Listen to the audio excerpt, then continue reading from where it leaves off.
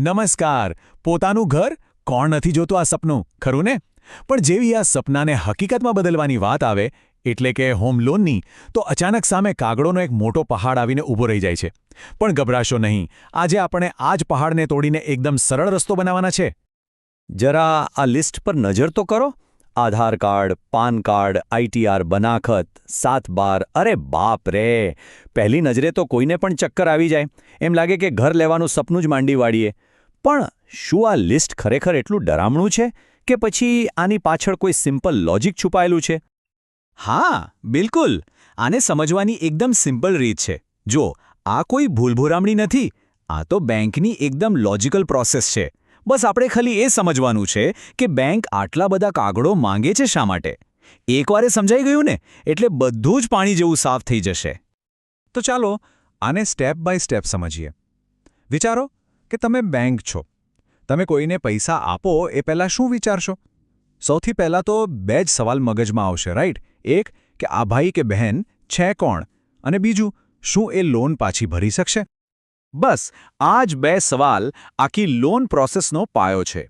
બેંકને 100% ખાતરી કરવી પડે કે જેને એ પૈસા આપી રહી છે એની ઓળખ પાક્કી છે અને એમની પાસે એક રેગ્યુલર ઇન્કમ છે. એવી ઇન્કમ જે ભવિષ્યમાં પણ આવતી રહી છે. સિમ્પલ. અને એ ખાતરી કરવા માટે જ આ બધા ડોક્યુમેન્ટ્સ છે, જેમ કે આધાર, પાન અને ફોટા. એનાથી ઓળખ પાક્કી થઈ. લાઇટ બિલથી સરનામું કન્ફર્મ થયું. અને પછી આવે છે અસલી વાત.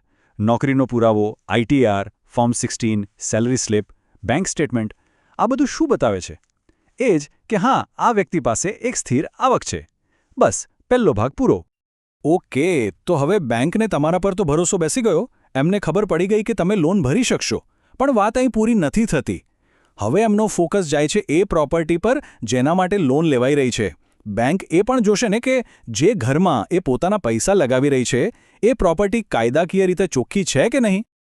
એમના મગજમાં શું ચાલતું હોય ખબર છે? કે ભાઈ આ પ્રોપર્ટીનું ટાઇટલ ક્લિયર છે, એના પર કોઈ બીજાનો હક કે કોર્ટ કચેરીનો મામલો તો નથી ને? એની માલિકીનો જે આખો ઇતિહાસ છે એ શરૂઆતથી અત્યાર સુધી એક સીધી લીટીમાં છે કે વચ્ચે ક્યાંક ગડબડ છે? આ બધા જ સવાલોના જવાબ ક્યાંથી મળે? પ્રોપર્ટીના કાગળિયામાંથી. આ જે બધા ડોક્યુમેન્ટ્સ છે ને, બનાખત, જૂના માલિકનો દસ્તાવેજ, પ્રોપર્ટી કાર્ડ, 7/12, હકપત્રક, આ બધા મળીને એક સાંકળ જેવું બનાવે છે.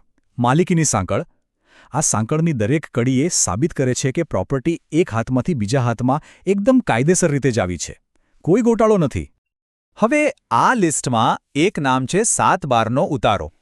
આ સાંભળીને ઘણા લોકો કન્ફ્યુઝ થઈ જાય છે. પણ ટેન્શન ન લો, એકદમ સિમ્પલ છે. સમજો કે આ જમીનનું જન્મ પ્રમાણપત્ર અથવા કુંડલી છે. એમાં બધું જ લખેલું હોય. જમીનનો માલિક કોણ છે, એ કેટલી મોટી છે, અને સૌથી ઇમ્પોર્ટન્ટ, એના પર બીજો કોઈ બોજો એટલે કે કોઈ બીજી લોન તો નથી ને? ચાલો, તો હવે આપણે લગભગ છેલ્લે પહોંચી ગયા. બેંકને તમારા પર વિશ્વાસ છે, પ્રોપર્ટીના કાગળો પર પણ વિશ્વાસ છે. હવે આવે છે ફાઇનલ ચેક. એ મકાનનું ચેકિંગ, જે એ જમીન પર બનેલું છે. બેંક હવે એ જોશે કે આ જે બિલ્ડિંગ બની છે એ બધા સરકારી નિયમો અને પરમિશન લઈને જ બની છે ને? અને એની ખાતરી આ ડોક્યુમેન્ટ્સ આપે છે, જેમ કે એનઓસી હુકમ.